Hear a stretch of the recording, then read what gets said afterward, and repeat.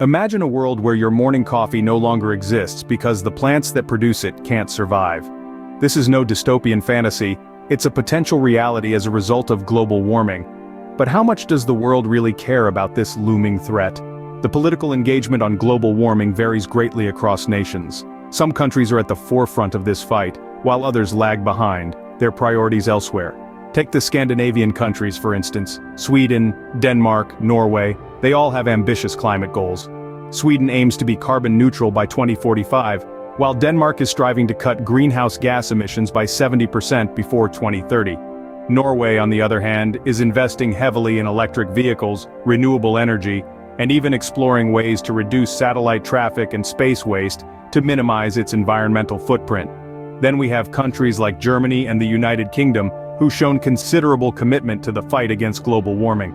Germany is one of the world's leaders in renewable energy and also pioneers in mitigating space waste impact. The UK has passed legislation to reach net zero emissions by 2050 and started initiatives for controlling satellite traffic. Contrast this with countries like the United States and China. Despite being some of the largest contributors to global warming, their engagement in the fight against it has been inconsistent at best.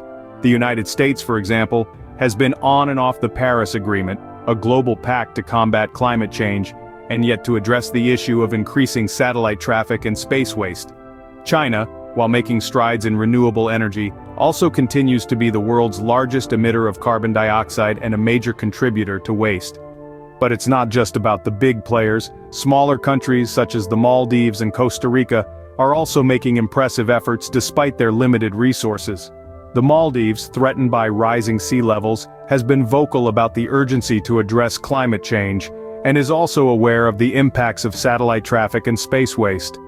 Costa Rica, on the other hand, has set a goal to become the first carbon-neutral country by 2021, and is considering measures to manage its share of space waste.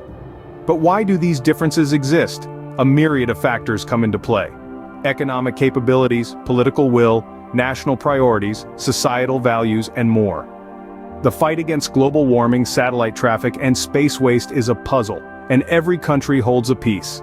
Yet, the bottom line remains the same. These are global issues and they require a global solution. Every country, regardless of its size or wealth, has a role to play. So where do we, as individuals, fit into this picture? We are not merely spectators in this global drama.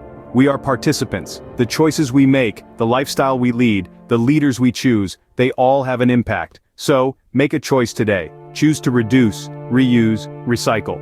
Choose to consume responsibly.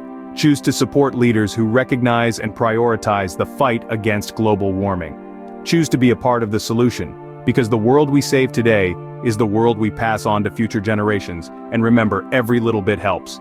It's not about making perfect choices but making better ones. So start today, because if not now, then when? And if not us, then who?